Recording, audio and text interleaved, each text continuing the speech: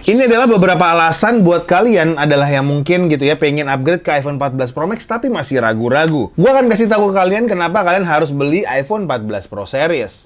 Yang pertama tentunya Dynamic Island. Karena dari zaman iPhone X sampai iPhone 13 Pro Max pasti menggunakan notch. Bayangin 5 tahun nggak melakukan perubahan apapun sampai dikatain sama user Android.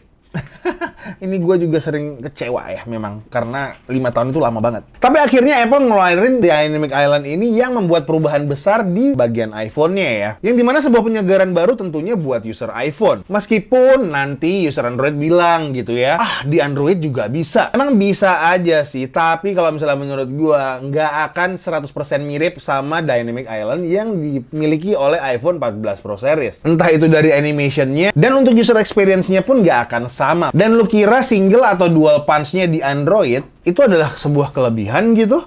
Menurut gue sih sebenarnya ini kartu mati. Karena kenapa kita bisa bilang kartu mati? Karena mereka dari kemarin tuh tidak ada inovasi apapun untuk menutupi punch hole-nya. Tapi lain di Apple ya, mereka memikirkan banget pada saat gue mau mengupgrade notch itu ya, dan memasang punch hole di sini, gue harus membuat inovasi di mana punch hole itu harus terlihat rapi, dan itu terjadi di Dynamic Island itu. Dan hebatnya lagi memang Dynamic Island ini semua terintegrasi dengan iOS 16-nya. Yang selanjutnya ada fitur Always On Display, yang dimana refresh rate dari displaynya itu bisa turun sampai 1 Hz.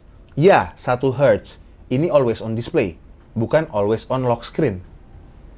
Yang selanjutnya ada fitur SOS Satellites atau fitur SOS Satelit. Gue juga tahu pasti banyak yang bilang gitu ya, ini nggak penting atau belum ada di Indonesia. Meskipun sekarang belum terintegrasi di Indonesia, tapi paling nggak iPhone ini tuh udah punya fiturnya. Jadi kalau misalnya nanti infrastruktur dan regulasinya udah memadai, kan tinggal pakai aja. Kayak teknologi 5G yang udah dipakai gitu ya di luar negeri, tapi di Indonesia ini memang belum ada. Tapi kan handphone atau smartphone-nya tuh udah banyak yang support 5G juga. Yang selanjutnya crash detection. Ini juga pasti banyak yang bilang, buat apa ada fitur crash detection? Tapi sekali lagi, ini adalah fitur yang menurut gue just in case kalian kecelakaan, handphone mana atau smartphone mana selain Apple atau iPhone ini yang bisa ngasih tahu kalian lagi posisi kecelakaan. Coba komen di bawah. Yang selanjutnya ada kamera. Udah nggak usah ditanya lagi ya untuk masalah kameranya. Bagus banget dari fotonya,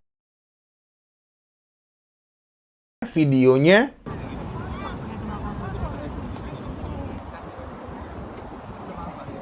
action mode-nya. Nggak usah deket-deket, Mas. Ya, aku mundur ya. Tadi. Aku mundur ya. Dan terutama kualitas low light-nya itu bener-bener keren banget.